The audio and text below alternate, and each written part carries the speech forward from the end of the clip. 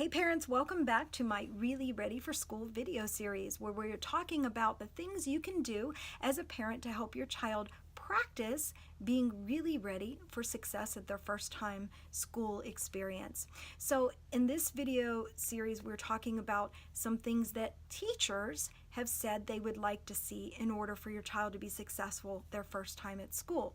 And in this video, we're going to talk about completing tasks. So taking a task to completion and then moving on from one task to another is a skill that teachers would like to see to help your child be ready for school. So for instance, if we're playing with blocks and now we need to clean up our blocks because we need to move to the next station, or it's time for lunch, or whatever that may be, they need to be used to completing a task, and what that means is how to finish up that task, if that means cleaning it up or putting it away, or just simply finishing, giving their attention to that task, and now we're going to move on to the next task. So at this age, a lot of times what we see is they get really involved in something and they don't want to stop this to move on to the next thing, even though the next thing may be just as fun, they don't know, but they're not, it's because they're not used at home to completing something. So if you're a parent who's guilty of allowing your child to play with something and then just leaving it there, and they move on to the next thing, and then they don't finish up with that and they move on to the next thing. This is a skill that's really important in helping them to master, or not master, but really helping them to work on before they go to school, because at school, that's one of the things that they're going to be expected to do, would be to take something to completion, or even in their mind, if they didn't feel it was complete, okay, now it's time to move on. They have to know how to disengage from one thing, do what's necessary to complete that or clean that up, and then move on to the next thing.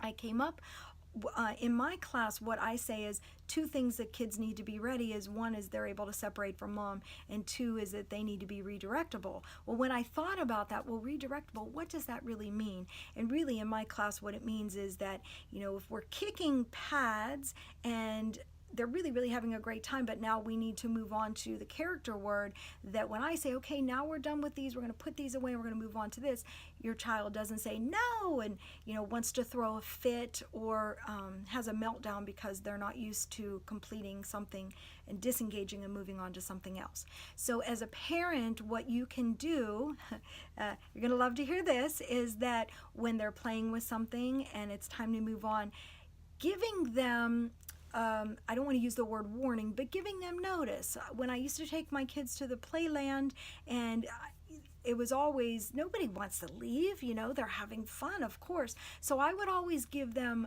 a countdown. I would draw them to me and I would say, okay, now we're going to be leaving.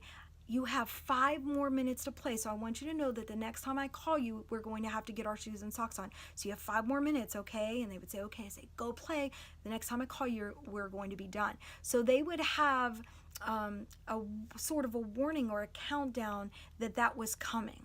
And so that when it came, it wasn't a surprise. It wasn't, they knew that it was coming. So if your child is playing with something, giving them a countdown time to, we're going to have to be moving on to the next thing, so you have this much more time. The next time I tell you will be cleanup time. So giving them that countdown or that notice will really help them to start disengaging and to be able to move on to the next thing. Now also as a parent, it's up to you to make sure that you follow through. Remember the boundaries of no from the prior video, making sure that you follow through, that when they're finished with that, there is a sequence to being able to move on to something else. In order to move on, that means this has to be picked up or cleaned up or whatever that may be.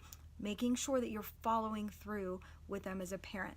Helping them to understand how to disengage from one task, mind shift, to another task, is really going to help set them up for success at school.